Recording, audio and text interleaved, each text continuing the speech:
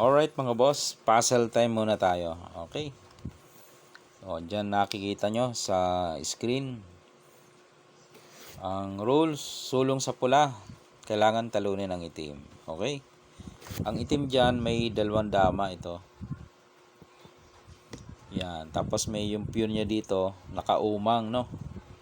Hinihintay lang sumulong ang pula. Pwede niyang kainin yan eh. Kung titingnan, ang pula ay walang magandang sulong. Bakit? Puro kain eh. Pag dito ka, kakain. Libre, no? Dito, libre na naman. Oh, saan ka susulong? Pwede kang sumabay dito. Pagkain ng itim, kain mo siya dos. Ang problema, dadama na ulit. So, malakas na naman ang pwersa, no? Oh. Pag sumulong ka dito, pwede na siyang sumulong dyan. Kain. Pag sulong mo dyan, butas na yan. So, malakas ang pwersa, no? Okay? So, ano kaya ang paraan ng pula para talunin ang itim? Yan ang ating ipapakita ngayon. Okay? So, okay, dalawang dama. Ito ang susulong natin dahil puro pakain din lamang. Pakain na natin. Sa'yo na yan. Gusto mo yan eh. Yan, kain siya. Sunod, ang gagawin mo dito, pakain mo to. Ayun, dama na naman siya. Tatlo na ang dama niya. Sunod dyan, pakain mo to. Kakainin niya ng dama. Ayun. May nakikita na ba? Wala pa. Ito ang sunod. Pakain mo ulit. Kakain yung dama niya. Kakain ka ngayon. Kakain yung dama niya.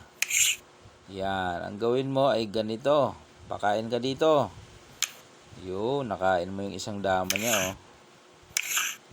Boom. Ayan. Kita na. Pakain ka dito.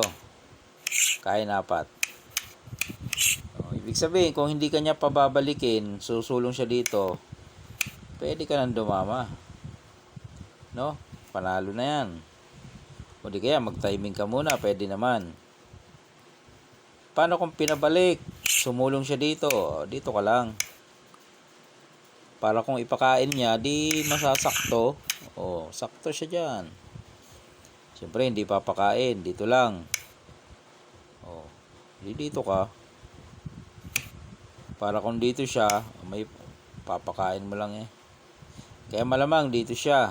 Dito ka lang. Dito siya. Dito ka. Dito siya. Idama mo. Pag ilag niya, dito ka lang. Oh. Pag pinakain niya, kainin mo. Pag sumulong dyan, bantay sarado. Okay? Hindi niya ipapakain. Bababa siya. Ipitin mo ngayon. Boom. Oh. No choice. Pag sulong niya dito, ito, atras ng konti. Okay na. Talo na. Diba? Pag dito naman, kain lang. So, ganun pa rin. Alright. O, yan. Ating, pre-made dama puzzle, no?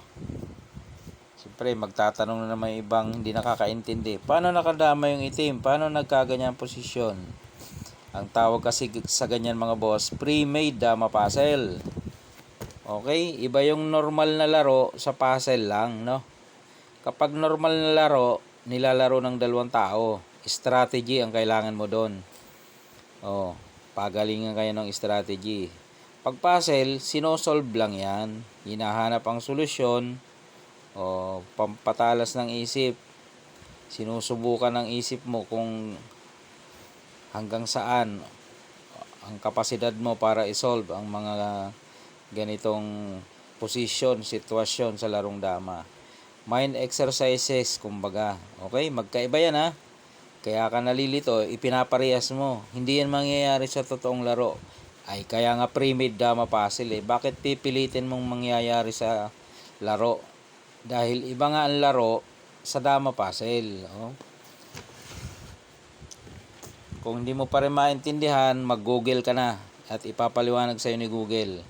Itanong mo doon, anong pinagkaiba ng dama puzzle sa dama game, no? Sa normal na laro. Alright? Yun lang mga bossing.